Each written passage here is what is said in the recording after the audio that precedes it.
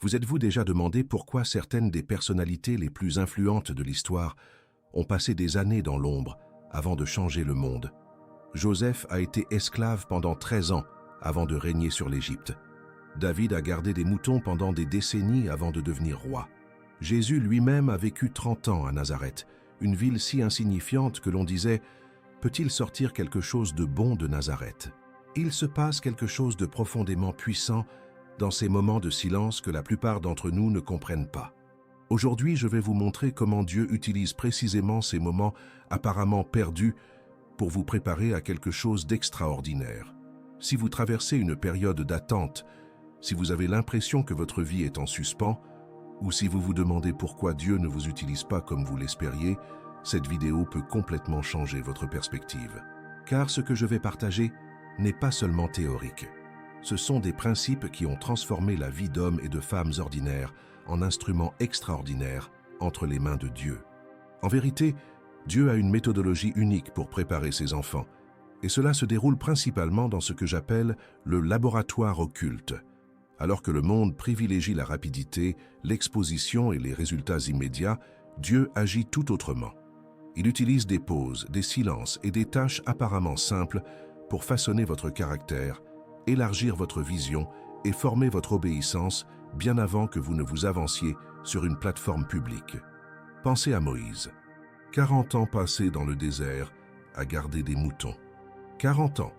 Imaginez l'expliquer sur un CV aujourd'hui. Expérience professionnelle. 4 décennies à garder des animaux au milieu de nulle part. Mais c'est précisément durant cette période improductive que Dieu l'a préparé à guider 2 millions de personnes à travers ce même désert. Chaque jour passé à soigner des animaux rétifs sous une chaleur torride était une leçon de leadership, de patience et de dépendance envers Dieu. Chaque nuit passée à dormir à la belle étoile était une séance d'intimité avec le Créateur. Chaque matin, se lever avant le soleil était un entraînement pour subvenir aux besoins d'une nation entière. Lorsque Moïse rencontra enfin Dieu dans le buisson ardent, il n'était plus le prince égyptien impulsif qui avait tué un homme à 40 ans. C'était un homme brisé, humble, dépendant de Dieu, exactement le genre de dirigeant que le Seigneur pouvait utiliser pour délivrer son peuple. Le désert n'était pas une punition, c'était une université divine. La même chose arriva à Paul. Après sa conversion spectaculaire sur la route de Damas, où s'attendait-on à le voir immédiatement s'engager dans le ministère apostolique? Il disparut pendant 3 ans en Arabie. 3 ans de silence, pas une seule lettre, pas un seul sermon enregistré, pas une seule église implantée. Que se passait-il? Dieu réécrivait la théologie de celui qui allait devenir le plus grand missionnaire de l'histoire. Paul devait désapprendre 40 ans de tradition religieuse et apprendre une nouvelle façon de connaître Dieu en Christ. Le problème, c'est que nous vivons dans une culture qui idolâtre la rapidité. Nous voulons une croissance instantanée, une reconnaissance immédiate et des résultats mesurables. Nous postulons à l'université en espérant être acceptés immédiatement. Nous nous engageons dans des relations en espérant nous marier dès la première année. Nous créons une entreprise en espérant des bénéfices dès le premier mois. Nous prions pour une réponse et nous nous impatientons lorsqu'elle n'arrive pas la première semaine. Mais Dieu opère selon une logique totalement différente. Pour lui, le temps n'est pas un ennemi, c'est un outil. Chaque jour de lenteur apparente approfondit vos racines spirituelles, renforce votre structure intérieure et vous prépare à affronter les tempêtes qui accompagnent les responsabilités. En grandissant lentement, vos racines s'approfondissent. Imaginez 2 arbres. L'un pousse dans une serre à température contrôlée, avec un arrosage abondant et une protection complète. En 2 ans, il atteint 5 mètres de haut. L'autre pousse en montagne, confronté à des vents violents, des pluies torrentielles et des sécheresses prolongées. En 2 ans, il atteint à peine 2 mètres. Lequel choisiriez-vous de planter dans votre jardin? Lequel survivrait le mieux à une vraie tempête? L'arbre de serre peut paraître plus impressionnant, mais ses racines sont superficielles et fragiles. Le premier vent fort le renverserait. Mais l'arbre de montagne, bien que plus petit, a développé des racines profondes qui s'entrelacent avec la roche solide. Les tempêtes ne font que le renforcer. Voilà la différence entre la croissance artificielle et la croissance organique, entre la préparation humaine et la préparation divine. Dieu ne cherche pas à créer des célébrités chrétiennes, qui brillent un temps puis disparaissent au premier scandale. Il veut former des leaders profondément enracinés, capables de soutenir des générations. Dieu atténue souvent le bruit dans votre vie afin que vous puissiez entendre clairement sa voix. Il vous fait sortir de votre zone de confort, non pas pour vous punir, mais pour vous donner de la force. Pensez à Élie. Après sa victoire spectaculaire sur le mont Carmel, où il a vaincu 450 prophètes de Baal, on pourrait s'attendre à ce que Dieu le promeuve à une position encore plus élevée. Au lieu de cela, il l'a envoyé dans une grotte du désert, où il lui a appris que sa voix ne résonnait ni dans le vent violent, ni dans le tremblement de terre, ni dans le feu, mais dans une douce brise. Élie avait besoin d'apprendre que la puissance de Dieu ne se manifeste pas seulement par des miracles spectaculaires, mais surtout par une intimité sereine. Il avait besoin de découvrir qu'être utilisé par Dieu ne se résume pas à des performances publiques, mais à des relations privées. La grotte était son lieu de recalibrage. Peut-être êtes-vous dans une grotte en ce moment. Peut-être que votre vie s'est ralentie. Peut-être que les opportunités que vous espériez ne se sont pas concrétisées. Peut-être que les relations auxquelles vous teniez se sont éloignées. Peut-être que les ressources dont vous dépendiez se sont taries. Ce n'est pas la preuve que Dieu vous a abandonné, c'est la preuve qu'il vous prépare à entendre sa voix d'une toute nouvelle manière. Chaque porte qui se ferme, chaque non apparemment frustrant, chaque redirection inattendue, c'est Dieu qui façonne en vous le caractère nécessaire à ce qu'il a préparé. Il n'est pas un Dieu cruel qui se plaît à frustrer ses enfants. C'est un Père sage qui sait exactement ce dont vous avez besoin pour être prêt pour votre destinée. Prenons Abraham. Dieu lui avait promis qu'il serait le père d'une multitude, mais il l'a fait attendre 25 ans pour avoir le premier enfant promis. 25 ans, un quart de siècle. Abraham aurait pu demander « Seigneur, si tu veux que je sois le père d'une multitude, pourquoi ne me donnes-tu pas d'enfant tant que je suis jeune? Pourquoi attendre que Sarah et moi soyons trop vieilles pour avoir des enfants naturellement ?» Mais Dieu savait qu'Abraham devait se transformer, passant de l'homme qui essayait de l'aider à accomplir ses promesses, comme il l'avait fait avec Ismaël, à celui qui dépendait entièrement de sa puissance surnaturelle. Isaac n'était pas seulement un fils, il était un miracle. Et c'est ce miracle même qui est devenu le fondement de la foi d'Abraham et de toute la nation d'Israël. L'attente n'était pas une punition, mais une préparation. Chaque année de retard apparent renforçait la foi d'Abraham, purifiait ses motivations et le préparait à devenir le père d'une nation qui changerait le monde à jamais. Mais comment reconnaître que Dieu vous prépare dans le monde caché? Il existe des signes clairs qui indiquent que vous êtes dans le laboratoire divin de la préparation, et les reconnaître peut vous apporter la paix et la direction nécessaires pour poursuivre votre chemin, même lorsque vous ne voyez pas votre destination finale. Le premier signe, ce sont les silences qui entraînent à l'écoute. Il y a des moments dans la vie où l'on a l'impression que le ciel est fermé, que Dieu ne parle pas, que nos prières résonnent dans le vide. On prie pour obtenir une direction et on ne reçoit aucune réponse claire. On cherche une confirmation et on ne trouve que l'incertitude. On implore des miracles et on ne connaît que la normalité. Ces silences ne sont pas un abandon, mais une formation. Dieu vous apprend à discerner sa voix au milieu du bruit du monde. Il vous prépare à entendre les murmures au milieu des tempêtes à venir. Il développe en vous une sensibilité spirituelle qui ne peut être cultivée que dans le silence. Imaginez Samuel, un jeune garçon au temple. Dieu l'appela 3 fois pendant la nuit, mais Samuel ne reconnut pas la voix divine. Élie dut lui apprendre. La prochaine fois que tu entendras la voix, dis « Parle, Seigneur, car ton serviteur écoute ». Samuel dut apprendre à distinguer sa propre voix intérieure, celle des autres et celle de Dieu. Cette compétence ne se développe pas instantanément. Elle demande de la pratique, de la patience et beaucoup de silence. Il en va de même pour vous. Dieu parle peut-être, mais vous apprenez encore à reconnaître sa voix. Chaque période de silence apparent est une leçon de discernement spirituel. Chaque moment d'incertitude est une occasion de développer une foi qui transcende les sentiments et se fonde sur le caractère de Dieu. Le deuxième signe, ce sont les portes fermées qui vous redirigent. Chaque non que vous recevez, chaque opportunité qui ne se concrétise pas, chaque chemin qui se dresse sur votre chemin n'est pas une coïncidence. C'est Dieu qui vous protège des chemins qui ne vous étaient pas destinés et vous guide vers le but précis qu'il a en tête. Joseph n'a pas été vendu comme esclave par hasard. Il était stratégiquement placé pour sauver une nation de la famine. Mais imaginez le point de vue de Joseph à 17 ans, vendu par ses propres frères. Imaginez-le à 25 ans, faussement accusé et jeté dans une prison égyptienne.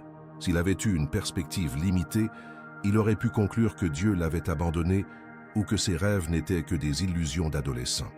Mais chaque porte fermée dans la vie de Joseph était en réalité une ouverture déguisée. Être vendu comme esclave l'a sorti de la zone de confort de son père et l'a forcé à développer des compétences pratiques en leadership. Être faussement accusé et emprisonné l'a placé exactement là où il devait être pour trouver les chansons de Pharaon et plus tard interpréter ses rêves. Dieu orchestrait chaque fermeture de porte pour placer Joseph au bon endroit, au bon moment, avec les compétences nécessaires pour accomplir sa destinée. Ce qui semblait être une série d'injustices était en réalité une série de préparatifs divins. Peut-être que vous ressentez des portes qui se ferment en ce moment. Peut-être que l'emploi que vous convoitiez a été attribué à quelqu'un d'autre. Peut-être que la relation dans laquelle vous aviez investi n'a pas abouti.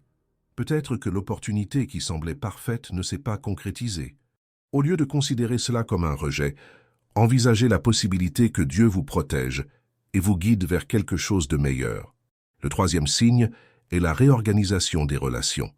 En période de préparation, on remarque que certaines amitiés s'effritent naturellement, tandis que d'autres se renforcent. Ceux qui vous entraînaient vers le bas quittent la scène, et Dieu apporte des mentors, des encouragements et du fer qui aiguisent le fer dans votre vie. Cette réorganisation relationnelle n'est pas une coïncidence, c'est une guérison divine. Dieu sait que vous devenez comme les personnes avec qui vous passez le plus de temps. S'il veut vous utiliser de manière significative, il doit s'assurer que vous êtes entouré de personnes qui vous encourageront à progresser et non à vous abattre. Des personnes qui vous encourageront à grandir au lieu de vous laisser stagner. Des personnes qui vous diront la vérité avec amour au lieu de vous dire simplement ce que vous voulez entendre. Parfois, c'est douloureux. Peut-être faut-il prendre ses distances avec les amis qui nous ont toujours encouragés à adopter des comportements destructeurs. Peut-être faut-il mettre un terme à des relations fondées uniquement sur la superficialité. Peut-être faut-il quitter des cercles sociaux qui ne nous ont pas poussés à donner le meilleur de nous-mêmes. Mais en même temps, Dieu commence à faire entrer de nouvelles personnes dans votre vie. Un mentor qui voit en vous un potentiel que vous ne voyez pas en vous-même. Un ami qui vous pousse à atteindre des objectifs plus élevés. Un conjoint qui complète vos faiblesses par ses forces. Ces relations ne sont pas le fruit du hasard, mais des dons divins pour votre cheminement vers la réussite. Le quatrième signe est celui des épreuves qui révèlent l'identité. Les difficultés que vous rencontrez ne visent pas à vous détruire, mais à révéler qui vous êtes vraiment lorsque les couches superficielles se détachent. C'est dans le feu que vous découvrez si vous êtes de l'or ou un simple métal brillant. C'est sous la pression que vous révélez si vous êtes un diamant ou un vulgaire charbon. Prenons Job. Il a tout perdu. Sa famille, sa santé, sa fortune, sa réputation. Ses amis l'ont abandonné. Sa femme l'a encouragé à maudire Dieu et à mourir. Et pendant des mois, il a souffert sans comprendre pourquoi. Mais au terme de son calvaire, Job déclare « Je ne te connaissais que par ouï-dire, mais maintenant mes yeux t'ont vu. » Les épreuves de Job n'ont pas changé Dieu. Elles l'ont révélé à Job d'une manière plus profonde. Et elles n'ont pas changé son caractère. Elles ont révélé celui qui était déjà là, mais qui ne se manifestait que sous une pression extrême. Job a découvert que sa foi ne reposait pas sur les bénédictions de Dieu, mais sur Dieu lui-même. Il a découvert que son identité ne résidait pas dans ce qu'il possédait, mais dans ce qu'il était devant le Créateur. Vos épreuves actuelles révèlent qui vous êtes vraiment, au-delà des apparences, des titres, des possessions et des rôles sociaux que vous jouez. Elles révèlent si votre foi est authentique ou simplement culturelle, si votre générosité est sincère ou simplement opportune, si votre amour est sincère ou simplement égoïste. Cette révélation peut être inconfortable, mais elle est nécessaire, car Dieu ne peut vous utiliser efficacement que si vous et lui savez clairement qui vous êtes vraiment. La connaissance de soi n'est pas un luxe, c'est une condition préalable pour être utilisé par Dieu. Le cinquième signe, ce sont les habitudes quotidiennes qui soutiennent la grandeur. Dieu commence à vous orienter vers des disciplines spirituelles, apparemment anodines, mais fondamentales. Se lever un peu plus tôt pour prier, être fidèle à la dîme même quand l'argent est serré, pardonner dans les moments difficiles, servir quand personne ne regarde. Ces habitudes microscopiques sont le fondement sur lequel il bâtira votre influence future. La grandeur ne se construit pas dans des moments spectaculaires, mais dans des décisions quotidiennes apparemment insignifiantes. Martin Luther King Jr. n'est pas devenu un grand leader le jour même de son discours « I have a dream ». Il l'est devenu grâce à des milliers de petites décisions d'intégrité, de courage et de foi, prises au cours d'années de préparation dans l'anonymat. Mère Teresa n'est pas devenue sainte le jour où elle a reçu le prix Nobel de la paix. Elle l'est devenue grâce à des décennies passées au service des pauvres de Calcutta, à l'abri des regards, sans caméra, sans reconnaissance, juste elle, les mourants et Jésus. Billy Graham n'est pas devenu l'évangéliste le plus influent du XXe siècle, le jour de sa première croisade. Il l'est devenu grâce à des années de discipline personnelle, d'études de la Bible, d'intégrité financière et de pureté morale, qu'il a conservé même en l'absence de tout regard. Dieu observe comment vous gérez les petites choses pour déterminer ce qu'il peut vous confier dans les grandes. Celui qui est fidèle dans les moindres choses l'est aussi dans les grandes, et celui qui est injuste dans les moindres choses l'est aussi dans les grandes. Chaque discipline spirituelle que vous pratiquez, chaque engagement que vous honorez, chaque promesse que vous tenez, constitue un témoignage de fiabilité que Dieu peut utiliser. Le 6e signe est la guérison intérieure. Dieu utilise des moments de préparation pour guérir de vieilles blessures dont vous ignoriez peut-être l'existence. Il fait remonter à la surface les blessures, les insécurités et les schémas destructeurs afin qu'ils puissent être traités avant que vous preniez de plus grandes responsabilités. Car les dirigeants blessés blessent les autres, tandis que les dirigeants guéris guérissent des multitudes. Peut-être avez-vous grandi dans un foyer où vous ne vous êtes jamais senti aimé inconditionnellement, ce qui a engendré un besoin impérieux d'approbation qui vous pousse à prendre des décisions en fonction de l'opinion des autres plutôt que de la parole de Dieu. Peut-être avez-vous été trahi par le passé, ce qui a créé des barrières protectrices qui empêchent une véritable intimité avec Dieu et avec les autres. Peut-être avez-vous déjà connu des échecs majeurs, ce qui a créé une honte toxique qui vous paralyse dès que Dieu vous appelle à quelque chose de nouveau. Dieu ne veut pas que vous exerciez votre ministère sur ces blessures non cicatrisées. Il veut d'abord vous guérir afin que votre influence future provienne de la santé et non du manque. Il veut que vous aidiez les autres parce que vous débordez de vie, et non parce que vous cherchez à combler des vides intérieurs. Ce processus de guérison peut être douloureux. Il peut impliquer de confronter des vérités personnelles que vous avez choisi d'ignorer. Il peut impliquer de pardonner à des personnes qui ne le méritent pas. Il peut impliquer de briser des schémas familiaux qui perdurent depuis des générations. Mais il est absolument nécessaire pour que vous deveniez tout ce que Dieu vous a appelé à être. Le 7e signe est une vision plus simple et plus précise. Paradoxalement, plus Dieu vous prépare, plus votre vision se simplifie. Ce qui semblait autrefois complexe et confus devient plus clair. Vous commencez à comprendre avec une clarté cristalline votre vocation spécifique et comment chaque élément de votre histoire s'inscrit dans le plan supérieur de Dieu. Au début de leur cheminement chrétien, beaucoup aspirent à changer le monde entier. Ils veulent évangéliser tous les continents, nourrir tous les affamés, guérir tous les malades, résoudre tous les problèmes sociaux. Cette passion est belle et Dieu l'honore, mais avec le temps, il affine leur vision.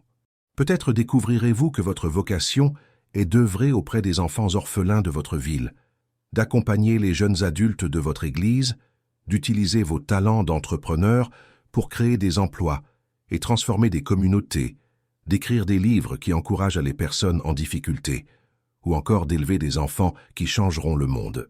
Cette clarté d'esprit n'est pas une limitation, mais une libération. Lorsque vous savez précisément à quoi Dieu vous a appelé, vous pouvez dire non aux bonnes opportunités et vous concentrer sur la parfaite. Vous pouvez investir toute votre énergie dans la bonne direction au lieu de la gaspiller à essayer de tout faire. Si vous reconnaissez l'un de ces signes dans votre vie en ce moment, arrêtez-vous un instant et profitez de cette vidéo. Et si vous n'êtes pas encore abonné à la chaîne, cliquez sur le bouton s'abonner dès maintenant. Nous vous proposons de nombreux autres contenus similaires pour vous aider à comprendre les voies de Dieu dans votre vie. Bien sûr, il est important de connaître les signes, mais comment participer activement à ce processus de préparation? Comment accélérer votre transformation au lieu d'attendre passivement que quelque chose se produise? Voici quelques étapes pratiques à mettre en œuvre chaque semaine pour accélérer votre préparation spirituelle. La première étape consiste à établir une routine brève mais régulière de formation spirituelle. Notez bien que j'ai dit brève et régulière, et non longue et sporadique. Dieu préfère une fidélité modeste et quotidienne à des efforts colossaux et irréguliers. Mieux vaut lire un chapitre de la Bible chaque jour que 10 chapitres une fois par semaine. Mieux vaut prier 10 minutes chaque matin que 2 heures le dimanche. Pourquoi? Parce que la formation spirituelle est comme l'exercice physique. Si vous essayez de courir un marathon sans préparation, vous vous blesserez et abandonnerez. Mais si vous commencez par courir 15 minutes par jour et augmentez progressivement la distance, en un an vous pourriez parcourir des distances que vous n'auriez jamais imaginées possibles. Commencez doucement. Cela pourrait être 15 minutes de lecture de la Bible le matin avec une tasse de café, 10 minutes de prière en voiture avant de partir au travail, une promenade hebdomadaire consacrée à des conversations avec Dieu. Écouter de la musique de culte pendant le trajet, plutôt que des actualités profanes ou des podcasts, pourrait être une bonne idée. L'important est de choisir une voie durable et d'être rigoureusement constant. Votre âme a été créée pour être nourrie par la parole de Dieu et la communion avec lui. En adoptant cette alimentation régulière, des changements subtils mais profonds commencent à se produire dans votre façon de penser, de ressentir et de réagir aux circonstances. La deuxième étape consiste à choisir une habitude d'excellence chaque jour. Cela peut être de faire votre lit parfaitement, d'arriver 5 minutes en avance à vos rendez-vous ou de répondre à vos courriels avec plus d'attention et de courtoisie. Ces détails peuvent paraître insignifiants, mais Dieu observe comment vous gérez les petits détails pour déterminer ce qu'il peut vous confier dans les grandes choses. Jésus a dit « Celui qui est fidèle dans les moindres choses l'est aussi dans les grandes, et celui qui est injuste dans les moindres choses l'est aussi dans les grandes. » Cela signifie que la façon dont vous gérez les détails apparemment insignifiants révèle votre véritable caractère et détermine les opportunités futures que Dieu vous offrira. Si vous n'arrivez pas à maintenir votre maison en ordre, comment pouvez-vous gérer une organisation? Si vous n'êtes pas ponctuel aux petits rendez-vous, comment pouvez-vous être fiable pour les grands? Si vous n'arrivez pas à terminer vos projets personnels, comment pouvez-vous être responsable de projets qui impactent les autres? Choisissez un domaine précis où vous pouvez faire preuve d'excellence au quotidien. Peut-être est-ce votre tenue vestimentaire, toujours propre, organisée et appropriée. Peut-être est-ce votre façon de parler, pas de jurons, pas de commérages, pas de plaintes excessives. Peut-être est-ce votre façon de travailler, toujours en faire un peu plus que le minimum requis. L'important est que ce soit précis, mesurable et quotidien, et que vous mainteniez cette norme même lorsque personne ne vous regarde, même lorsque vous n'en avez pas envie, même lorsque vous ne voyez pas de résultats immédiats. Car Dieu veille et prend toujours note. La troisième étape consiste à identifier et à renforcer au moins une relation qui vous rapproche de Dieu. Il peut s'agir d'un mentor spirituel qui a vécu la même chose que vous et qui peut vous apporter sa sagesse.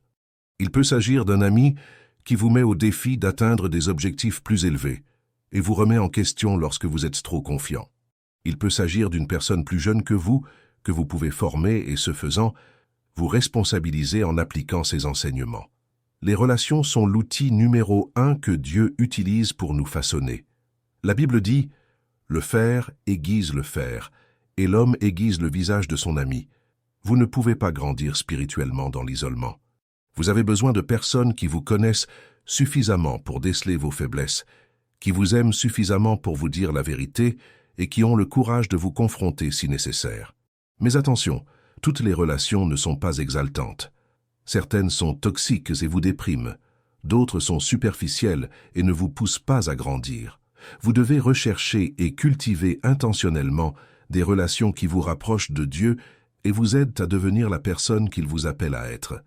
Cela pourrait impliquer de prendre un café chaque mois avec une personne plus mature dans la foi que vous admirez. Cela pourrait signifier rejoindre un petit groupe où vous pourrez vous exprimer librement et recevoir des prières. Cela pourrait signifier trouver quelqu'un que vous pouvez encadrer et, ce faisant, vous responsabiliser dans votre croissance. L'important est d'être intentionnel. Les relations transformatrices sont rarement le fruit du hasard. Elles exigent de votre part initiative, investissement et vulnérabilité. La quatrième étape consiste à rédiger une déclaration de mission pour votre vie, une phrase simple qui résume ce que vous croyez que Dieu vous a appelé à faire dans ce monde. Elle n'a pas besoin d'être grandiose ou impressionnante. Elle doit être vraie et spécifique à vous. Cela pourrait être quelque chose comme « Utiliser mes dons d'enseignant pour aider les gens à comprendre la parole de Dieu » ou « Créer des environnements où les personnes en souffrance peuvent ressentir l'amour inconditionnel du Christ » ou encore « Utiliser mon influence commerciale pour créer des opportunités pour les plus démunis ». Cette phrase deviendra votre filtre pour vos décisions futures. Chaque opportunité qui se présente, chaque invitation que vous recevez, chaque possibilité qui se présente doit passer le test. Est-ce que cela me rapproche ou m'éloigne de ma mission? Si elle se rapproche, réfléchissez-y sérieusement. Si elle s'éloigne, déclinez poliment. La plupart des gens vivent de manière réactive, acceptant tout ce qui leur semble bien et se demandant ensuite pourquoi ils se sentent dispersés et inefficaces. Mais en définissant clairement votre mission, vous pouvez être proactif et stratégique dans vos choix. Relisez régulièrement cette phrase. À mesure que vous grandissez et que Dieu vous révèle davantage son plan, votre compréhension de votre mission peut s'affiner. Mais avoir quelque chose par écrit vous oblige à réfléchir concrètement à votre objectif, au lieu de vivre en mode pilote automatique. La cinquième étape consiste à faire un bilan quotidien, honnête. Avant de vous coucher, demandez-vous « Comment me suis-je rapproché ou éloigné de ma vocation aujourd'hui? Quand ai-je agi conformément à l'appel de Dieu? Où ai-je encore besoin de progresser ?» Cette pratique développe la conscience de soi et accélère votre croissance spirituelle. La plupart des gens vivent en pilotage automatique, répétant les mêmes schémas jour après jour, sans réfléchir. Mais grandir exige intentionnalité et réflexion. Il est important de faire des pauses régulières pour évaluer si l'on avance dans la bonne direction ou si l'on est simplement absorbé par des activités qui ne mènent à rien. Ce bilan n'a pas besoin d'être long ou compliqué. Il peut s'agir de 5 minutes avant de se coucher, pour passer mentalement en revue sa journée et identifier les moments de croissance et les points à améliorer. Il peut s'agir d'écrire 3 phrases dans un journal. Une chose pour laquelle vous êtes reconnaissant, une chose que vous avez bien faite et une chose que vous pouvez améliorer demain. La clé est la constance. En prenant l'habitude de réfléchir quotidiennement, vous commencez à vivre plus intentionnellement. Vous commencez à remarquer des schémas dans vos comportements. Vous commencez à identifier les déclencheurs qui vous poussent à réagir de manière immature. Vous commencez à célébrer les petites victoires qui autrement passeraient inaperçues. N'oubliez jamais, la constance prime sur l'intensité. Mieux vaut prier 5 minutes par jour que 2 heures une fois par mois. Mieux vaut servir simplement mais régulièrement que d'entreprendre un grand projet une fois par an. Mieux vaut grandir un peu chaque jour que tenter des changements sporadiques, radicaux et éphémères. Dieu honore davantage la fidélité quotidienne que les gestes spectaculaires et sporadiques. Il s'intéresse davantage à la direction de votre vie qu'à la rapidité de vos progrès. Il valorise davantage la constance de votre caractère que l'intensité de vos émotions. Mais il est crucial que vous compreniez comment Dieu agit dans le temps. Il a 4 saisons clairement définies dans le processus de préparation de ses enfants, et reconnaître dans laquelle vous vous trouvez peut vous apporter paix et orientation pour le moment présent. Cela peut vous aider à cesser de lutter contre ce processus et à commencer à coopérer avec lui. La première saison est le siembra, le temps des semailles. C'est le moment où l'on investit sans obtenir de rendement immédiat. On étudie, on sert, on est fidèle dans les petites choses, on construit des relations, on développe des compétences, mais les fruits ne sont pas encore visibles. C'est comme planter un arbre fruitier. On l'arrose, on l'entretient et on le protège. Mais il n'y a toujours pas de récolte. Beaucoup de gens abandonnent à ce stade, pensant que rien ne se passe. Ils observent leur vie et ne voient qu'investissement sans retour, travail sans reconnaissance, loyauté sans récompense. Mais c'est précisément à ce stade que tout se passe, clandestinement, là où on ne le voit pas. Lorsqu'on plante un manguier, les premiers mois, on a l'impression que rien ne se passe. Le sol semble vide. Mais si l'on pouvait voir sous la surface, on découvrirait un système racinaire complexe qui se développe, s'approfondit et se renforce.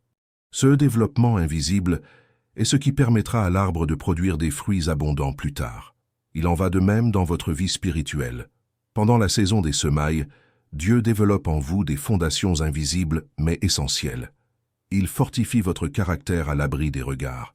Il affine vos motivations à travers des situations qui mettent à l'épreuve vos véritables actions. Il développe des compétences qui peuvent sembler sans rapport avec votre future vocation, mais qui seront cruciales, le moment venu. Joseph apprit la gestion en gérant la maison de Potiphar.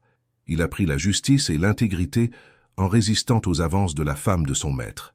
Il apprit à interpréter les rêves en prison, s'occupant de personnes désespérées, en manque d'espoir.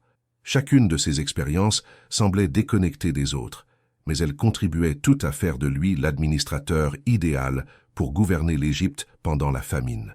Si vous êtes en période de semaille, ne vous laissez pas décourager par l'apparent manque de résultats. Chaque acte d'obéissance, chaque choix d'intégrité, chaque instant de fidélité construit en vous quelque chose de puissant. Dieu ne gaspille rien. Il utilise chaque expérience, chaque relation, chaque défi pour vous préparer à quelque chose de plus grand. Soyez patient avec le processus. Continuez à planter même si vous ne voyez pas de fruits. Continuez à investir même si vous ne voyez pas de retour. Continuez à servir même si vous n'êtes pas reconnu. Car le jour viendra où vous récolterez bien plus que ce que vous avez semé, et vous comprendrez que chaque graine était nécessaire. La deuxième saison est celle de l'attente, le temps d'attendre. Les graines ont été plantées, mais elles n'ont pas encore complètement germé. On peut apercevoir quelques pousses vertes émerger du sol, signe que quelque chose pousse, mais la récolte est encore loin. C'est peut-être la saison la plus difficile, car on a l'impression d'être coincé entre ce qui était et ce qui sera. Mais Dieu utilise ce temps d'une manière très précise pour purifier vos motivations. Il veut s'assurer que lorsque la moisson viendra, vous n'oublierez pas celui qui l'a produite. Il veut s'assurer que vous utilisiez les bénédictions futures pour le glorifier, et non pour vous exalter. Il veut purifier votre cœur des ambitions égoïstes et le remplir d'une véritable passion pour le royaume. L'attente dissipe l'orgueil, développe l'humilité et apprend à dépendre entièrement de Dieu. Il est si facile de faire confiance à Dieu quand tout va bien et que les choses évoluent rapidement. Mais c'est en attendant que l'on découvre si sa foi est réelle ou si elle n'est qu'une question de commodité.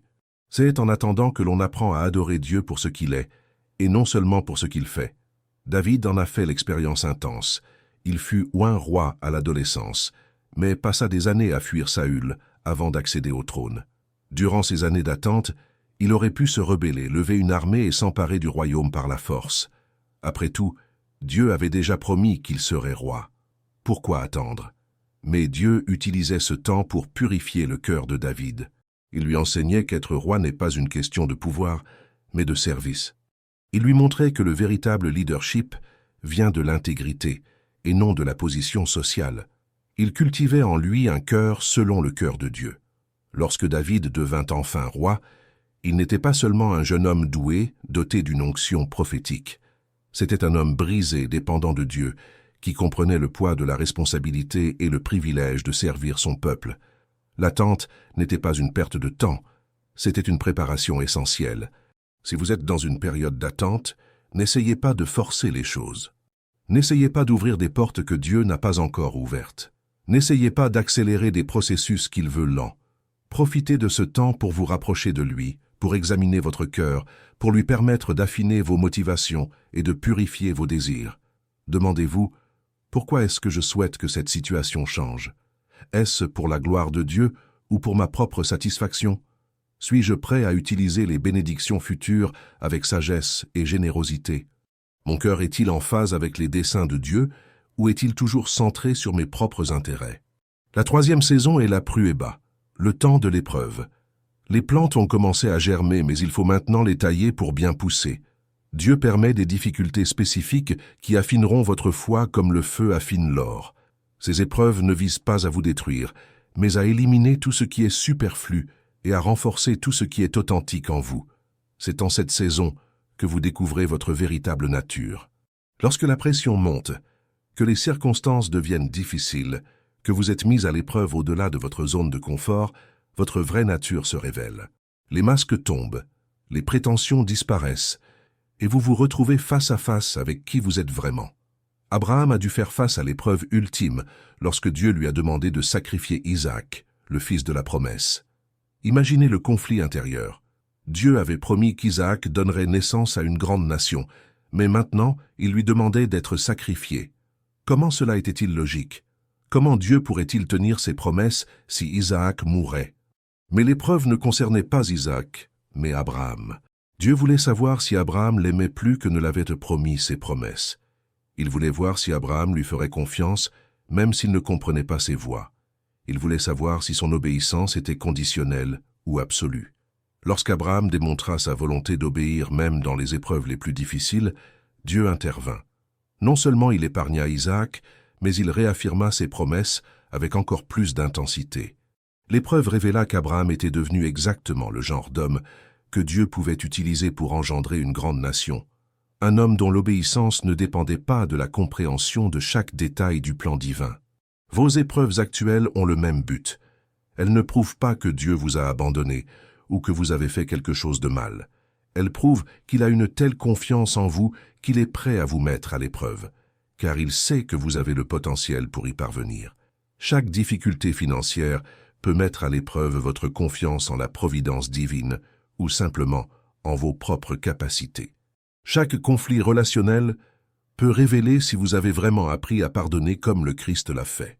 Chaque porte fermée peut mettre à l'épreuve votre confiance en la volonté divine ou votre volonté d'imposer votre propre rythme. L'essentiel n'est pas de résister aux épreuves, mais d'en tirer des leçons. Demandez-vous, qu'est-ce que Dieu veut que j'apprenne de cette situation? Quel aspect de ma personnalité veut-il perfectionner? Comment puis-je sortir de cette expérience plus semblable à Jésus? La 4e saison est celle de la moisson, le temps de la récolte. Les fruits apparaissent, les portes s'ouvrent, les opportunités se présentent, ce que vous avez semé commence à se multiplier. C'est le moment que vous attendiez, le moment de voir les promesses de Dieu s'accomplir dans votre vie. Mais voici l'épreuve finale. Saurez-vous gérer la moisson avec la même maturité que celle avec laquelle vous avez supporté les semailles? Pouvez-vous rester humble dans l'abondance après avoir appris à faire confiance à la pénurie? Pouvez-vous utiliser vos bénédictions pour le bien des autres au lieu de les accumuler pour vous-même? Pouvez-vous rendre gloire à Dieu pour votre succès au lieu de vous en blâmer? La saison des récoltes présente ses propres défis. Le succès peut être plus dangereux pour la personnalité que l'échec. L'abondance peut vous rendre plus vite complaisant que la pénurie. La reconnaissance peut alimenter l'orgueil plus facilement que l'anonymat. Joseph a dû faire face à cette épreuve lorsqu'il est devenu premier ministre d'Égypte. Après des années d'esclavage et de prison, il s'est soudain retrouvé maître absolu de l'économie de la nation la plus puissante du monde. Comment a-t-il utilisé cette position? Pour se venger de ceux qui l'avaient maltraité? Pour s'enrichir? Pour devenir un despote comme tant d'autres dirigeants de l'époque? Non. Joseph utilisa sa position pour sauver des vies, y compris celles de ses propres frères qui l'avaient vendu. Il gérait les ressources de l'Égypte avec sagesse et justice. Il rendit gloire à Dieu publiquement, déclarant à Pharaon « Ce n'est pas à moi d'interpréter, mais à Dieu d'exaucer. » La moisson révéla que toutes ces années de préparation avaient fait de lui un homme intègre. Si vous êtes en période de récolte, ou si vous vous en approchez, rappelez-vous que chaque bénédiction s'accompagne de responsabilités. Chaque opportunité est aussi une épreuve de caractère.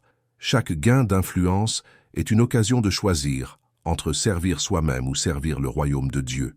Utilisez généreusement vos bénédictions. Souvenez-vous d'où vous venez et de qui vous a amené ici.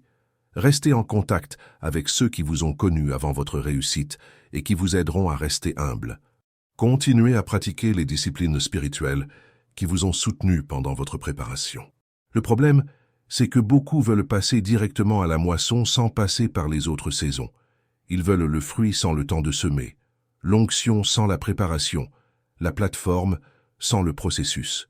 Mais Dieu ne travaille pas ainsi. Chaque saison a son but et toutes sont nécessaires. Essayer de sauter les saisons, c'est comme essayer de cueillir des mangues sur un arbre planté hier. C'est un échec. Les lois naturelles sont inviolables, tout comme les lois spirituelles.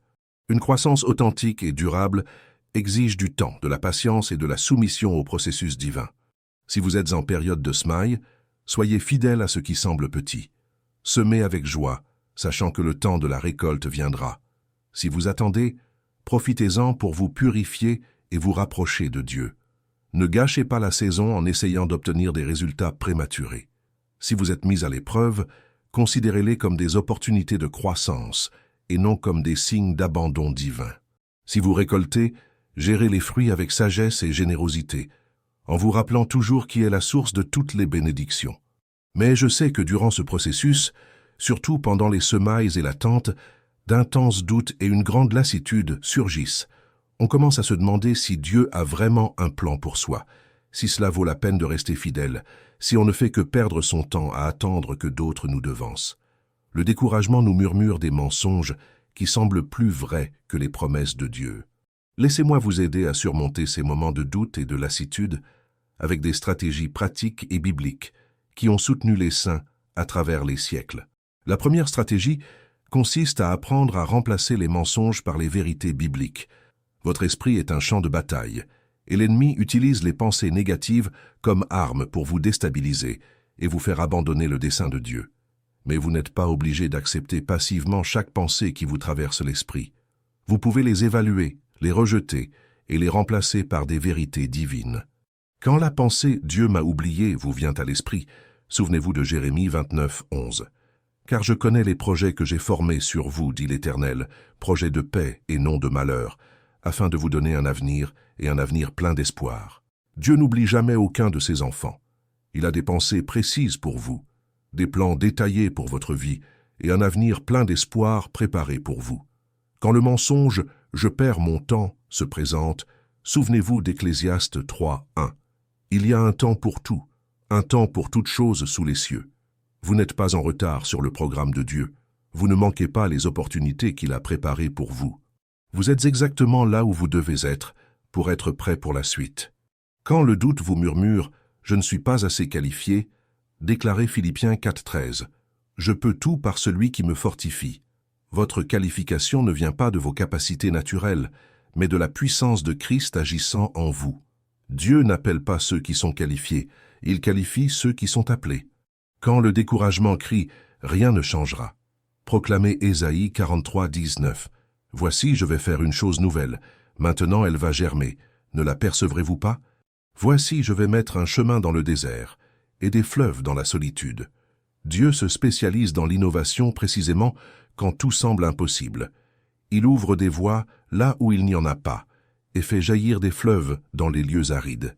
L'essentiel est d'intérioriser ces vérités afin qu'elles vous viennent automatiquement à l'esprit lorsque le mensonge vous frappe. Cela exige une mémorisation intentionnelle et une méditation régulière. Choisissez des versets qui parlent spécifiquement de vos difficultés et mémorisez-les mot pour mot. Répétez-les à voix haute lorsque les émotions tentent de vous submerger. La deuxième stratégie consiste à apprendre à se reposer sans culpabilité. Nous vivons dans une culture qui idolâtre la productivité et nous fait culpabiliser dès que nous ne faisons pas quelque chose d'utile. Mais Dieu a inclus le repos comme un commandement et non comme une suggestion. S'il s'est reposé le 7e jour après la création de l'univers, vous pouvez et devez vous reposer aussi. Une fatigue excessive obscurcit votre jugement et vous rend vulnérable au découragement. Lorsqu'on est physiquement épuisé, tout paraît plus difficile qu'il ne l'est en réalité. Les petits problèmes s'amplifient, les solutions évidentes deviennent invisibles. La voix de Dieu devient plus difficile à entendre au milieu du bruit de la fatigue. Jésus lui-même nous a donné cet exemple. Après des périodes intenses de ministère, il se retirait dans des lieux solitaires pour se reposer et prier. Il dormait profondément sur le bateau pendant les tempêtes. Il acceptait les invitations à dîner chez des amis. Il ne se précipitait pas sans cesse pour tenter de faire tout son possible. Le repos n'est pas de la paresse, c'est de la sagesse. C'est reconnaître que l'on est humain, avec des limites physiques et émotionnelles qu'il faut respecter. C'est croire que Dieu peut prendre soin du monde pendant quelques heures pendant notre sommeil. C'est comprendre que notre productivité à long terme dépend de notre capacité à récupérer et à nous ressourcer. Prenez le temps de vous reposer. N'attendez pas d'être complètement épuisé pour vous arrêter. Prévoyez des pauses régulières, de vrais week-ends pour vous déconnecter du travail, des vacances pour vous détendre pleinement. Votre corps et votre esprit ont besoin de ces moments de récupération pour fonctionner de manière optimale. La troisième stratégie consiste à rechercher une communauté intentionnelle. L'isolement est un terreau fertile pour le découragement. Lorsqu'on est seul avec ses pensées, il est facile de croire à des mensonges et de perdre la perspective. Mais des relations solides protègent votre bien-être et renforcent votre résilience. Trouvez des personnes qui vivent un cheminement similaire au vôtre, qui peuvent vous encourager lorsque vous êtes découragé et vous mettre au défi lorsque vous stagnez. Des personnes qui connaissent vos difficultés et peuvent prier pour vous. Des personnes qui voient votre potentiel là où vous ne voyez que vos limites. Cela peut impliquer de rejoindre un petit groupe à l'église où vous pourrez exprimer vos difficultés avec sincérité. Cela peut impliquer de trouver un mentor qui a vécu la même chose que vous et qui peut vous donner du recul. Cela peut impliquer de nouer des amitiés profondes avec des personnes qui partagent vos valeurs et peuvent vous soutenir dans les moments difficiles. Mais soyez sélectifs. Toutes les compagnies ne sont pas encourageantes. Certaines personnes sont négatives et amplifieront vos peurs au lieu de renforcer votre foi. D'autres sont superficielles et n'offrent pas le soutien profond dont vous avez besoin pendant les périodes de préparation. Recherchez des relations où vous pouvez donner et recevoir des encouragements, où vous pouvez parler honnêtement de vos difficultés sans être jugé, où vous pouvez célébrer les petites victoires et trouver du réconfort dans les échecs passagers. La vie chrétienne ne se vit pas en vase clos. La 4e stratégie consiste à réinterpréter vos échecs comme faisant partie du processus et non comme une fin en soi. Tout le monde trébuche, tout le monde fait des erreurs, tout le monde a des moments de faiblesse, des erreurs de jugement, des défauts de caractère. La différence entre ceux qui atteignent leur objectif et ceux qui abandonnent ne réside pas dans l'absence d'échecs, mais dans la façon dont ils les interprètent. L'ennemi veut que vous voyiez chaque erreur comme une preuve que vous n'êtes pas apte à accomplir ce que Dieu vous a appelé à faire. Il veut que vous croyiez que l'échec vous disqualifie définitivement. Il veut que vous abandonniez après la première, la 2e ou la 10e chute. Mais Dieu voit vos échecs d'un tout autre œil. Pour lui, chaque erreur est une occasion d'apprendre. Chaque échec est une chance de grandir en humilité et de dépendre de lui. Chaque faux pas est une occasion de ressentir plus profondément sa grâce et sa miséricorde. Pierre a renié Jésus à 3 reprises, lors de la nuit la plus cruciale de l'histoire humaine. Selon la logique humaine, cela aurait dû le disqualifier de tout futur poste de direction. Mais Jésus ne s'est pas contenté de lui pardonner. Il l'a choisi pour diriger l'Église primitive. Car Dieu ne recherche pas des personnes parfaites. Il recherche des personnes brisées qui savent qu'elles ont besoin de lui. Paul a persécuté les chrétiens avant de devenir le plus grand missionnaire de l'histoire. David a commis l'adultère et a fait tuer le mari de la femme avec laquelle il avait péché, mais il a néanmoins été qualifié d'homme selon le cœur de Dieu. Moïse a tué un homme et s'est enfui dans le désert, mais Dieu l'a utilisé pour délivrer une nation. Lorsque vous tombez, et vous tomberez, relevez-vous vite. Confessez votre erreur à Dieu et, si nécessaire, aux personnes concernées. Apprenez ce que la situation peut vous apprendre. Mettez en œuvre des changements pour éviter de répéter la même erreur. Mais ne vous laissez pas paralyser par la honte ou le perfectionnisme. Souviens-toi, Dieu ne t'a pas appelé parce que tu es parfait. Il t'a appelé malgré tes imperfections, et il veut utiliser même tes erreurs pour sa gloire et sa croissance. La 5e stratégie consiste à cultiver la gratitude au quotidien. L'ingratitude est un poison pour l'âme et nous empêche de voir les bénédictions. Se concentrer uniquement sur ce qui manque, ce qui ne fonctionne pas, ce qui n'est pas encore arrivé, fausse notre perspective et affaiblit notre espoir. Mais lorsque vous prenez l'habitude de reconnaître et d'être reconnaissant pour les bénédictions que vous avez déjà, quelque chose de puissant se produit dans votre esprit et votre cœur. Vous commencez à voir partout des preuves de la bonté de Dieu. Vous commencez à reconnaître qu'il a déjà beaucoup fait pour vous, ce qui renforce votre confiance en sa capacité à continuer. Chaque soir, avant de vous coucher, dressez la liste de 3 choses pour lesquelles vous êtes reconnaissant ce jour-là. Il peut s'agir d'une grande chose, comme une nouvelle opportunité d'emploi, ou d'une chose simple, comme un délicieux repas, une conversation encourageante ou un magnifique coucher de soleil. Peu importe l'ampleur de la bénédiction, ce qui compte, c'est d'entraîner votre esprit à percevoir la providence divine. La gratitude modifie littéralement la chimie du cerveau. Des études scientifiques montrent que les personnes reconnaissantes sont plus résistantes au stress, plus optimistes quant à l'avenir, plus satisfaites de leur vie et plus enclines à aider les autres. La gratitude n'est pas seulement une discipline spirituelle, c'est un outil puissant pour votre santé mentale et émotionnelle. Lorsque vous traversez une période difficile, il peut sembler forcé ou artificiel de chercher des raisons d'être reconnaissant. Mais c'est précisément dans ces moments-là que la gratitude est la plus nécessaire et la plus puissante. Elle brise le cycle des pensées négatives et vous reconnecte à la réalité. Dieu ne vous a pas abandonné.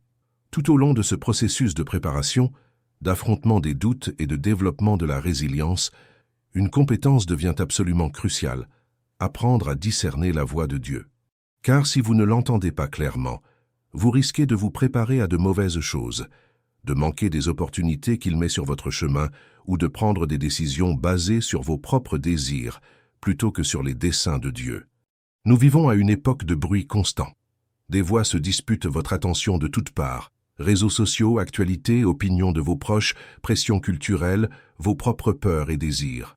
Au milieu de tout ce bruit, comment être sûr d'entendre la voix du Créateur? La bonne nouvelle, c'est que Dieu désire communiquer avec vous plus que vous ne désirez l'entendre. Jésus a dit « Mes brebis entendent ma voix, je les connais, et elles me suivent ».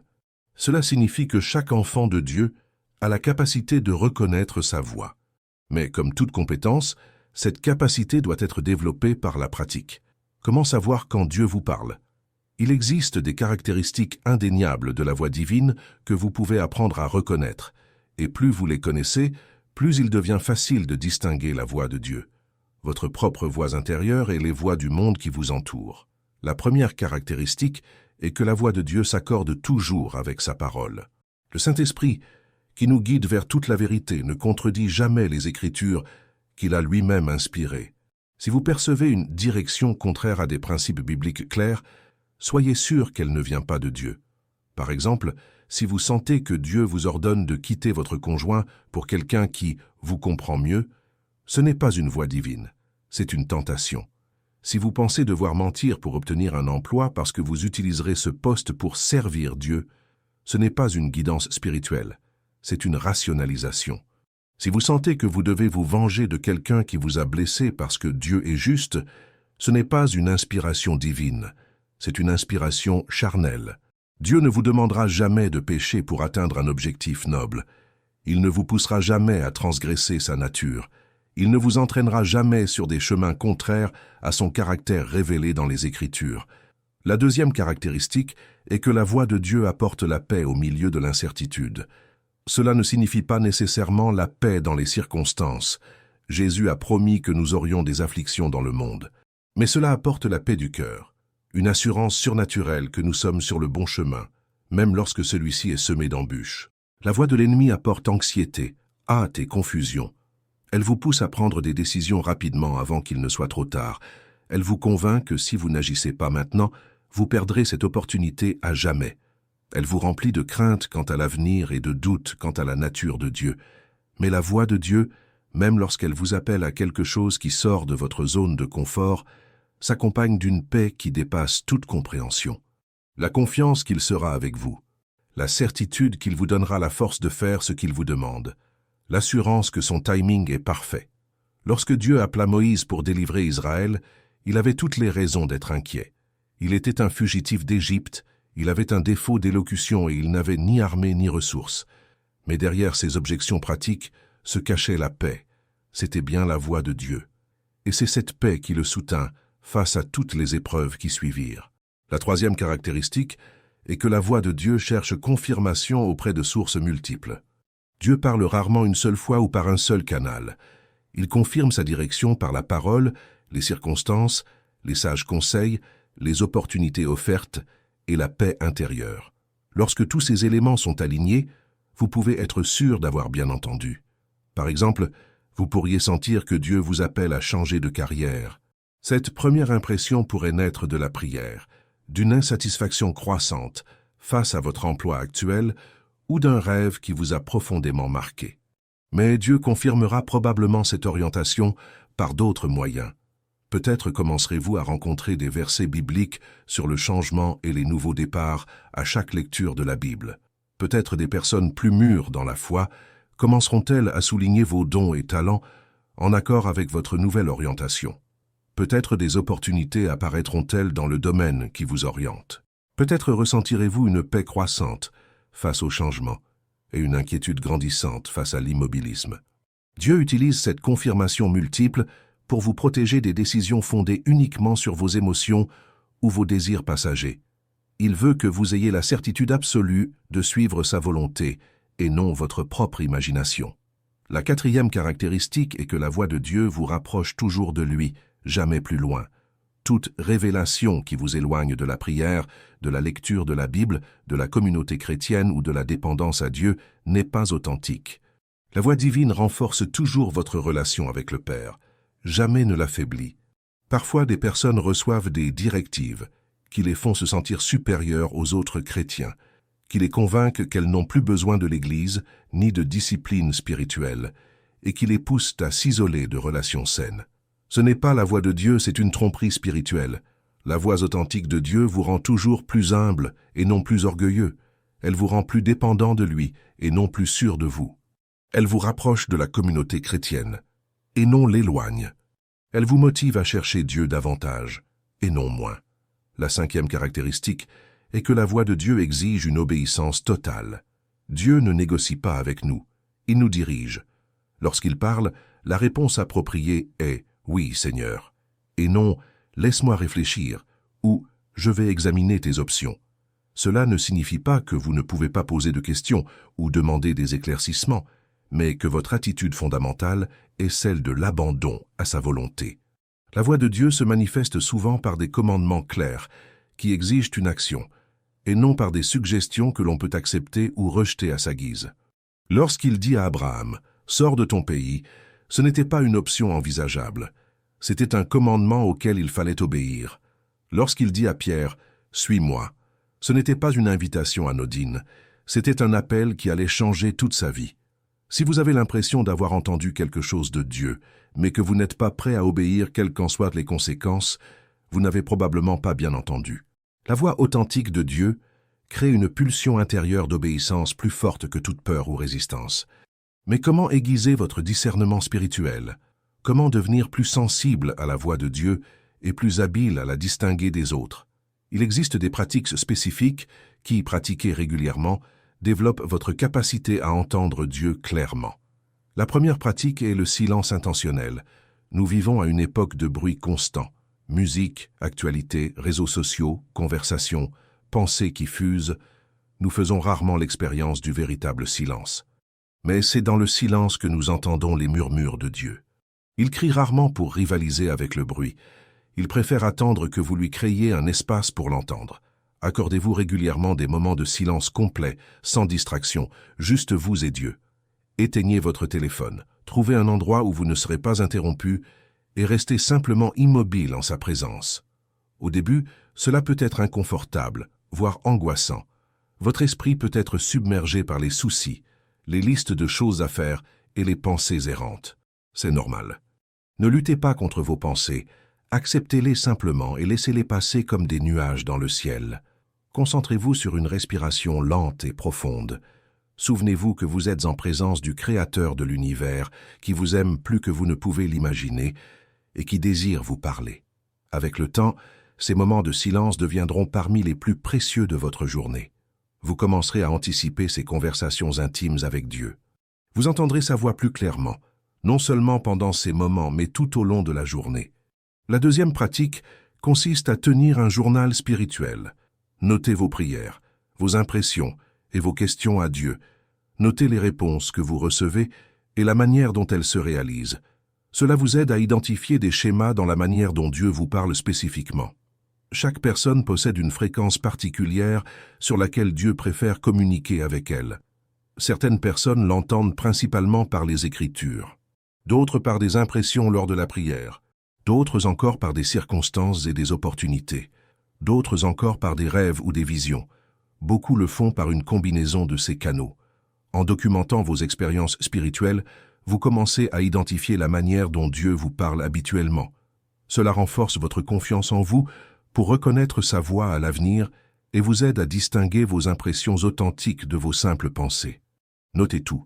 Les versets qui vous viennent à l'esprit en lisant la Bible, les impressions que vous recevez en priant, les rêves qui vous semblent significatifs, les mots d'encouragement que d'autres vous adressent, les opportunités inattendues qui se présentent. Puis revenez en arrière et observez comment ces choses s'articulent et se concrétisent au fil du temps. La troisième pratique consiste à demander conseil à des personnes spirituellement matures. Dieu utilise souvent d'autres chrétiens pour confirmer ou clarifier ses paroles. Établissez des relations avec des personnes qui connaissent la parole, qui ont une expérience avec Dieu et qui peuvent vous donner un point de vue objectif sur ce que vous entendez.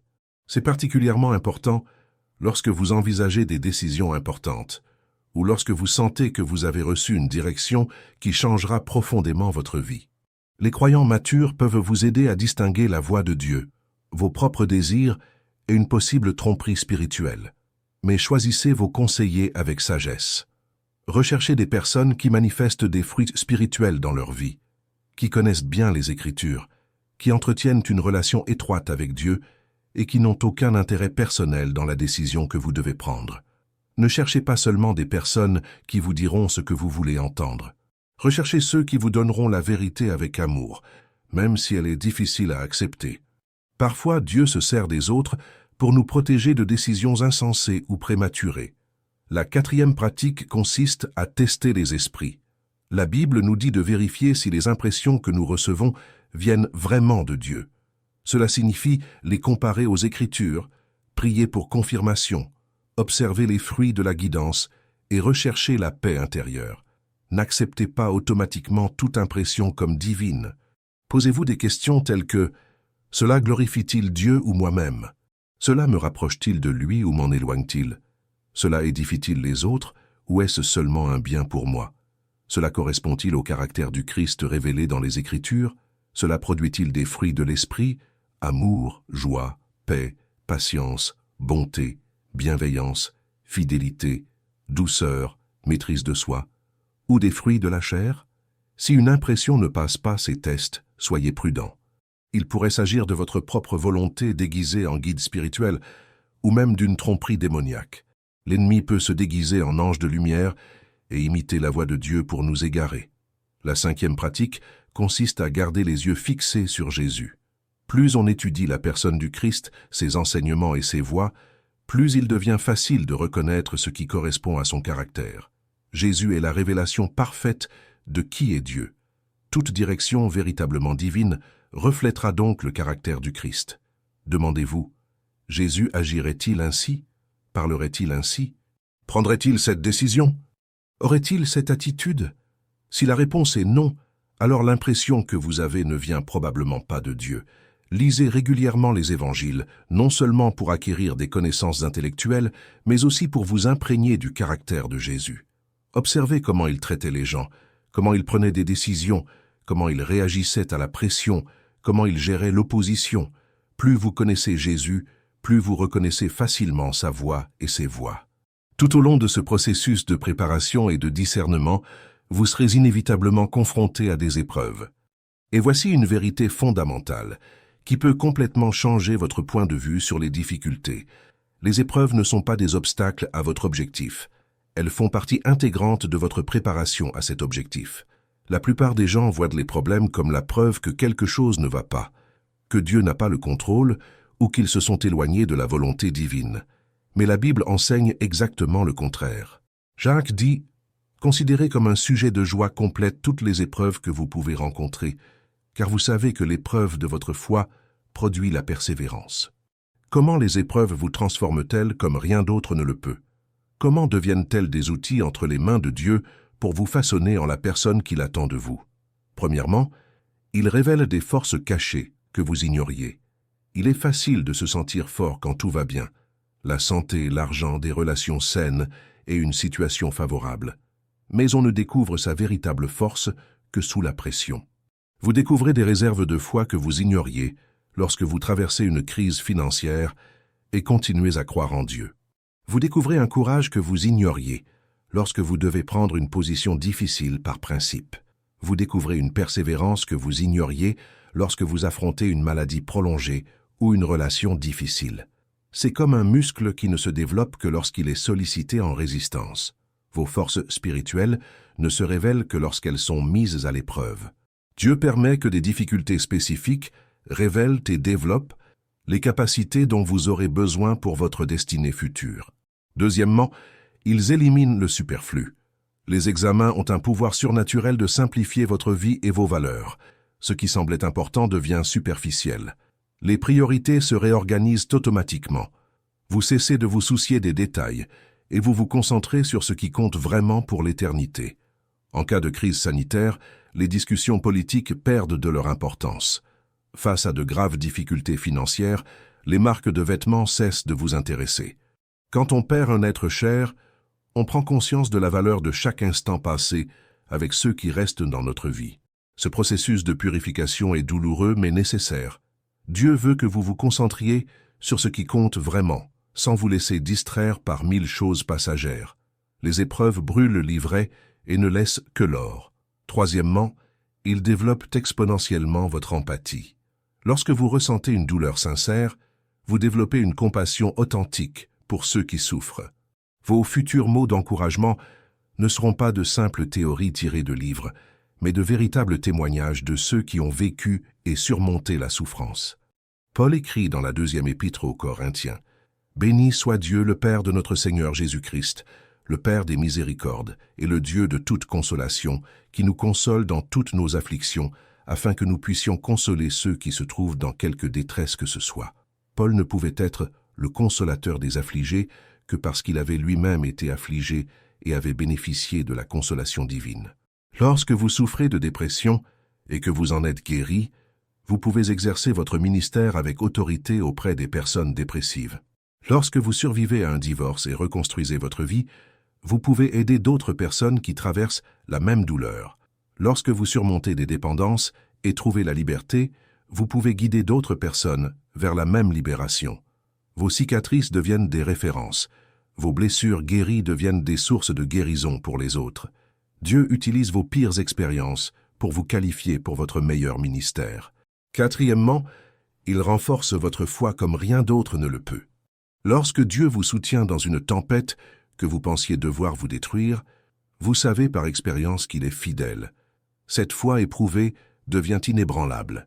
Vous pouvez encourager les autres avec une conviction absolue, car vous avez vu Dieu agir dans votre propre vie. Avant l'épreuve, vous croyez en Dieu en vous basant sur ce que les autres vous disaient ou sur ce que vous lisiez dans la Bible. Après l'épreuve, vous croyez en vous basant sur votre expérience. Il y a une énorme différence entre la foi théorique et la foi éprouvée. La première peut vaciller sous la pression. La seconde reste inébranlable dans les pires tempêtes. Cinquièmement, ils ouvrent souvent des portes inattendues. Joseph ne serait pas devenu premier ministre d'Égypte s'il n'avait pas été trahi par ses frères et faussement accusé par la femme de Potiphar. Daniel ne serait pas devenu conseiller du roi s'il n'avait pas été exilé de son pays. Paul n'aurait pas écrit la moitié du Nouveau Testament s'il n'avait pas été emprisonné à plusieurs reprises. Vos pires expériences deviennent souvent des passerelles vers vos plus grands desseins. Dieu a le pouvoir surnaturel de transformer les tragédies en triomphes, d'utiliser ce que l'ennemi avait prévu de mal pour accomplir de bonnes intentions. Cela ne signifie pas que chaque épreuve se transforme automatiquement en bénédiction. Cela signifie que Dieu peut utiliser n'importe quelle circonstance, bonne ou mauvaise, pour accomplir ses desseins dans votre vie si vous le lui permettez. La clé est de changer votre questionnement fondamental. Au lieu de vous demander « Pourquoi cela m'arrive-t-il ?» demandez-vous « À quoi Dieu peut-il bien servir dans ma vie ?» La première question vous laisse victime des circonstances. La seconde fait de vous un partenaire de Dieu pour transformer la situation. Pourquoi apporte rarement des réponses utiles et engendre souvent davantage de frustration. Pour que ouvre toujours des perspectives de croissance et de sens. Cela déplace votre attention du problème vers les solutions, de la douleur vers le but, de ce que vous avez perdu vers ce que vous pouvez gagner. Mais au milieu de toutes ces saisons, de ces épreuves et de ces préparatifs, il existe quelque chose qui peut servir d'encre à votre âme pendant les tempêtes les plus violentes. Les promesses de Dieu. Les promesses bibliques ne se résument pas à de jolis versets à mémoriser ou à des citations inspirantes à publier sur les réseaux sociaux. Ce sont des réalités spirituelles qui peuvent vous soutenir dans les moments les plus difficiles de la vie. Comment les promesses de Dieu agissent-elles comme des ancres dans votre vie? Pourquoi sont-elles si puissantes pour vous maintenir stable lorsque tout autour de vous tremble? Premièrement, elles vous rappellent constamment qui est Dieu, et pas seulement ce qu'il fait. Lorsque les circonstances vous crient que Dieu vous a abandonné, une promesse murmure la vérité de son caractère. Lorsque vous vous sentez faible et inadéquat, elle déclare que sa force s'accomplit dans votre faiblesse. Lorsque vous vous sentez seul et rejeté, elle affirme qu'il ne vous abandonnera jamais. Les promesses révèlent la nature immuable de Dieu. Elles nous rappellent qu'il est le même hier, aujourd'hui et éternellement, que sa fidélité ne dépend ni de nos circonstances, ni de nos sentiments, que son amour pour nous ne diminue pas lorsque nous échouons, ni ne s'accroît lorsque nous réussissons. Deuxièmement, il stabilise vos émotions lorsque tout semble instable. Les sentiments sont volatiles et peuvent changer au gré des intempéries, d'une mauvaise nouvelle, d'une dispute ou d'une mauvaise nuit de sommeil. Mais les promesses de Dieu sont des rocs solides, sur lesquels vous pouvez bâtir votre stabilité émotionnelle. Elles ne dépendent pas de vos sentiments, mais de ce que Dieu a dit. Elles ne fluctuent pas selon les circonstances, mais demeurent fermes pour l'éternité. Lorsque vos émotions sont en montagne russe, les promesses de Dieu sont le fondement solide sur lequel vous pouvez vous appuyer pour retrouver votre équilibre. Troisièmement, elles nourrissent votre foi lorsqu'elle est faible. La foi grandit lorsqu'elle est nourrie de vérités divines. Chaque promesse que vous méditez et appliquez renforce votre confiance en Dieu. C'est comme un exercice spirituel. Plus vous soulagez le poids des promesses, plus votre foi se fortifie. Lorsque vous êtes confronté à une situation impossible et que vous vous souvenez de la promesse « À Dieu, rien n'est impossible », votre foi se fortifie. Lorsque vous vous inquiétez de l'avenir et méditez sur la promesse « Mon Dieu pourvoira à tous vos besoins », votre anxiété diminue et votre confiance grandit. Quatrièmement, elles vous poussent à l'action lorsque l'incertitude vous paralyse. Les promesses de Dieu ne sont pas des oreillers pour vous endormir, mais des tremplins pour vous propulser. Lorsque vous croyez sincèrement que Dieu a un but pour votre vie, vous agissez différemment. Lorsque vous savez qu'il répond à tous vos besoins, vous pouvez être généreux. Lorsque vous avez confiance qu'il est aux commandes, vous pouvez prendre des risques calculés pour le royaume. La vraie foi produit toujours des actions. Les promesses de Dieu vous donnent le courage de sortir de votre zone de confort, d'obéir lorsque vous ne comprenez pas pleinement, de persévérer lorsque les résultats tardent à apparaître. Permettez-moi maintenant de vous donner des étapes pratiques pour utiliser efficacement les promesses de Dieu dans votre vie. Premièrement, identifiez les promesses spécifiques à votre époque. La Bible contient des milliers de promesses, mais elles ne s'appliquent pas toutes à toutes les situations. Si vous êtes en période de préparation et d'attente, concentrez-vous sur les promesses de patience, de croissance et de timing divin. Si vous rencontrez des difficultés financières, méditez sur les promesses de provision. Si vous traversez des relations difficiles, concentrez-vous sur les promesses de pardon et de restauration. Consultez la Bible ou une concordance pour trouver des promesses qui correspondent à votre situation particulière. Choisissez 3 à 5 promesses qui vous touchent vraiment et qui vous touchent dans votre situation actuelle. N'essayez pas d'en aborder trop à la fois.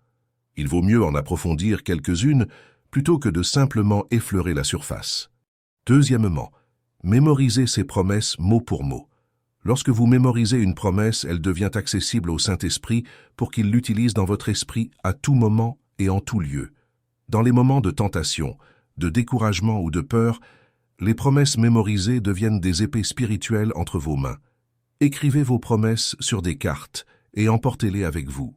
Collez-les sur le miroir de votre salle de bain, sur votre réfrigérateur ou sur le tableau de bord de votre voiture. Répétez-les à voix haute pendant votre promenade matinale ou votre séance de sport. Utilisez des applications de mémorisation de la Bible. L'important est qu'elles deviennent si familières qu'elles vous viennent automatiquement à l'esprit lorsque vous en avez besoin. Troisièmement, priez avec la parole de Dieu. Servez-vous des promesses comme base de vos prières. Au lieu de simplement demander à Dieu ce qu'il a déjà promis, rappelez-lui ce qu'il a déjà promis et demandez-lui d'accomplir sa parole dans votre vie. Ce n'est pas de la manipulation, c'est la foi biblique. Par exemple, au lieu de simplement prier « Seigneur, donne-moi la sagesse », priez ainsi « Père, tu as promis dans Jacques que si quelqu'un te demande la sagesse, tu la lui donneras généreusement et sans reproche. Je crois à cette promesse et je te demande d'accomplir ta parole dans ma vie aujourd'hui. » Cette façon de prier démontre que tu connais le caractère de Dieu et que tu as confiance en ses promesses. Quatrièmement, partagez les promesses avec les autres. Enseigner une vérité renforce sa profondeur spirituelle. Encourager quelqu'un avec une promesse biblique renforce votre foi. Soyez un diffuseur des promesses de Dieu autour de vous.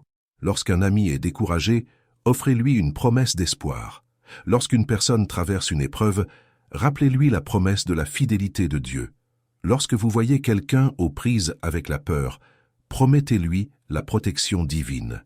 Cinquièmement, célébrez les accomplissements. Quand vous voyez une promesse se réaliser dans votre vie, prenez un moment pour la célébrer. Remerciez Dieu en particulier. Consignez cette expérience dans votre journal spirituel. Racontez aux autres la fidélité de Dieu. Cela crée un cycle de foi grandissante dans votre vie. Célébrer l'accomplissement des promesses renforce votre confiance que Dieu accomplira d'autres promesses qui n'ont pas encore été révélées. Cela crée un témoignage de la fidélité divine auquel vous pouvez vous référer en cas de doute. Rappelez-vous, les promesses de Dieu ont une date d'expiration éternelle, mais elles doivent être réclamées par la foi pour devenir réalité.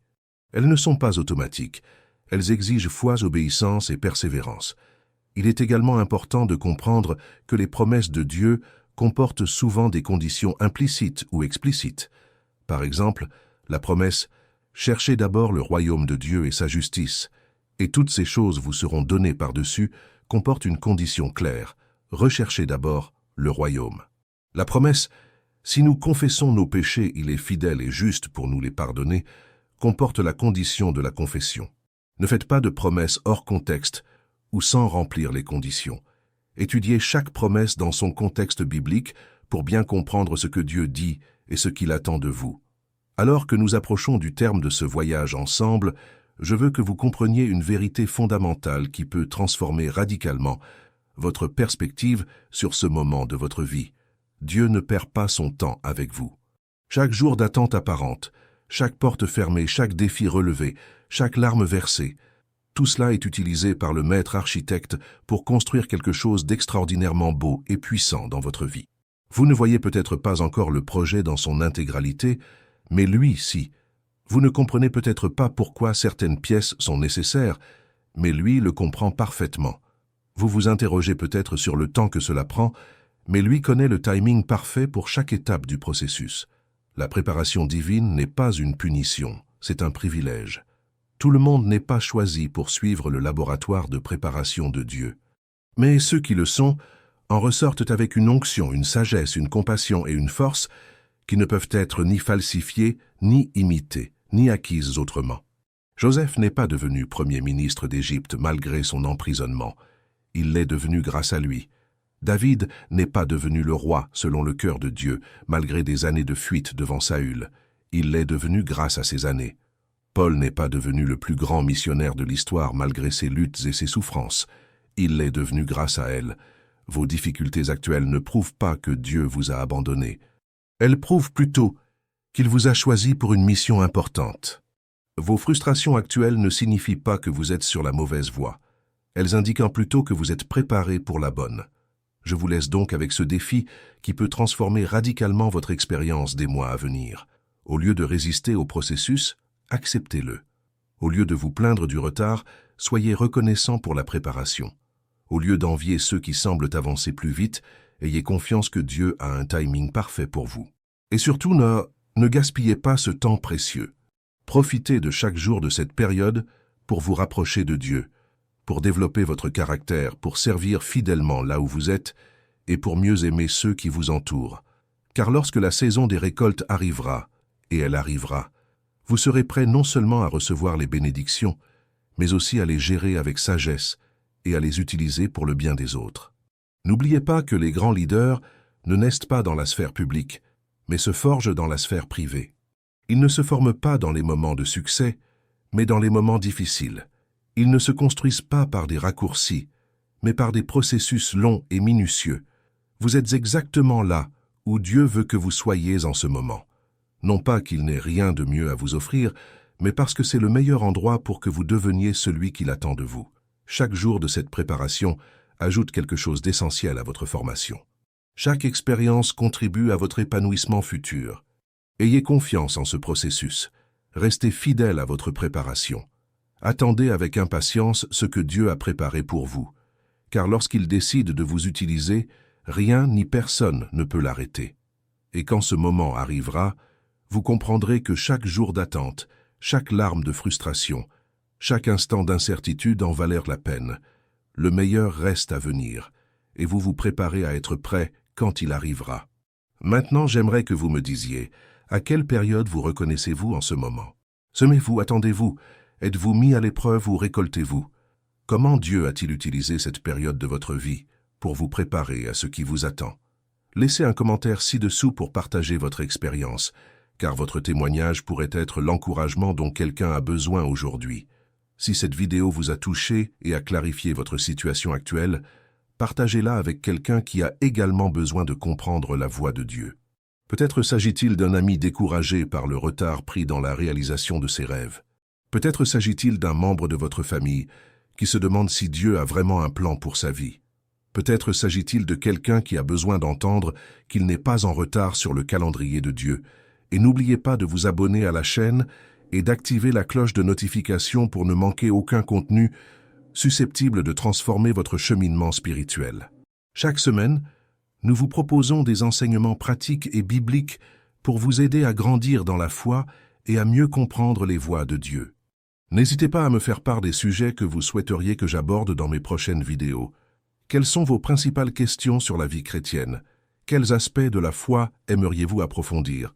Vos suggestions m'aident à créer du contenu qui répond véritablement aux besoins de nos téléspectateurs. Rappelez-vous toujours, vous n'êtes pas en retard dans le plan de Dieu. Vous n'avez pas été oublié. Vous ne perdez pas de temps. Vous êtes préparé pour quelque chose qui glorifiera son nom et bénira de nombreuses vies. Ayez confiance en ce processus. Restez fidèle à votre préparation et attendez avec impatience ce que Dieu a préparé pour vous.